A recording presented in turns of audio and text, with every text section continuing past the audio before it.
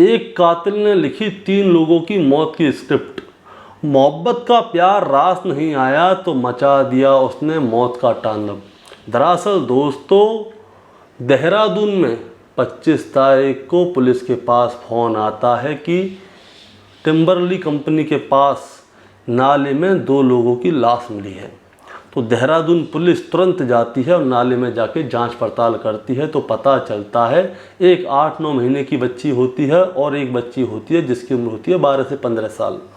अब वो दोनों की लाश सड़ चुकी थी। अब सड़ चुकी थी तो उन दोनों को पुलिस क्या करती है, लेकर पोस्टमार्टम के लिए भेज देती है। अब रात हो जाती है।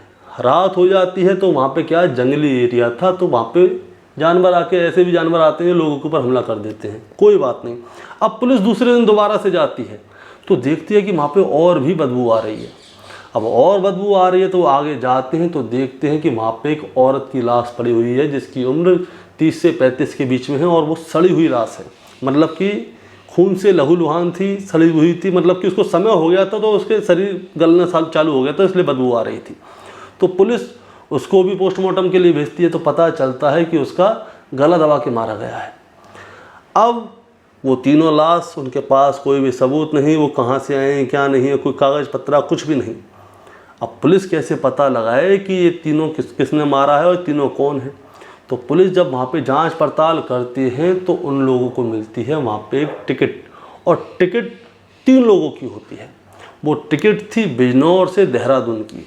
अब पुलिस क्या करती है, उस टिकट का डेट और टाइम देखती है और तुरंत ISBT देहरादून जाती है और वहाँ पे CCTV कैमरे की फुटेज देखती है। तो वहाँ पे पता चलता है कि एक लड़का होता है, वो इन तीनों लोगों को अपने मोटरसाइकिल पे बिठाता है, अपने साथ ले जाता है, यानी कि उस औरत को लेके वो वहाँ से जाता है। अब उस लड़के की मोटरसाइकिल का नंबर भी पुलिस के पास आ गया है और उसका चेहरा भी पुलिस के पास आ गया है। तो पुलिस क्या करती है, तुरंत ही RTO पे जाती है और पता चलता है कि ये गाड़ी किसके नाम पर है और वो लड़के के बारे में जानकारी मिलती है। तो पता चलता है जो टिम्बरली कंपनी है जिसकी बगल में ये नाला था, वो लड़का उस टिम्बरली कंपनी में ही काम करता था और वहीं पे रहता था। तुरंत उस लड़के को पकड़ते हैं। अब उससे पूछा जाता है कि भाई ये क्या है, तूने इनकी हत्या क्यों की, ये तेरे साथ थी। पहले लड़का नानगोर करता है, लेकिन बाद में जब उसे मार पड़ती है पुलिस की तो सब कुछ उगल देता है। वो बताता है कि आज से 2 से 3 साल पहले वो बिजनौर में रहा करता था। तो बिजनौर में क्या हुआ था, ये लड़का भी, इसका नाम हासिम है और जो औरत है उसका नाम रेशमा है। हासिम बिजनौर में रहा करता था, ये शादीशुदा है और इसके घर के पास ही ये रेशमा नाम की औरत आती है, इसकी एक बच्ची भी थी। ये डिवोर्सेड होती है, मतलब कि तलाकशुदा होती है। इन दोनों के बीच में दोस्ती हो जाती है, प्यार हो जाता है। उसके कुछ समय बाद क्या होता है, जो हासिम होता है वो देहरादून आ जाता है काम करने के लिए और जो रेशमा थी वो बिजनौर में रहती है। तो इन दोनों से एक बच्ची भी हुई थी, जो छोटी 8-9 महीने की बच्ची थी, वो हासिम और रेशमा की थी। अब रेशमा क्या करती है, इस पे बिजनौर में बैठे बैठे ही शादी का दबाव डालती है और उससे अपना खर्चा पानी लेती है।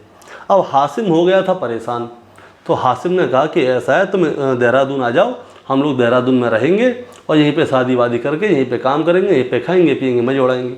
तो वो क्या करता है, उनकी टिकट बुक करवाता है बिजनौर से लेके देहरादून की।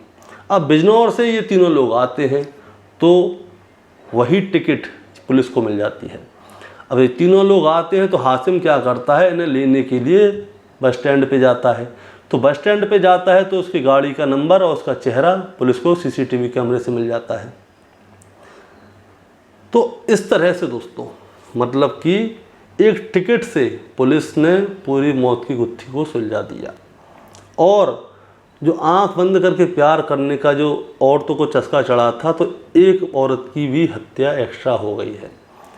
अब आप लोग क्या कहना चाहेंगे दोस्तों इस रिपोर्ट के बारे में, आप हमें ज़रा कमेंट में बताइएगा। चैनल पे नए हैं तो सब्सक्राइब करके जाइएगा। अगर आपको क्राइम की कहानी सुनना पसंद है तो आप लोग मेरा चैनल गौरव शर्मा सफ़र सब्सक्राइब कर सकते हैं। नमस्कार।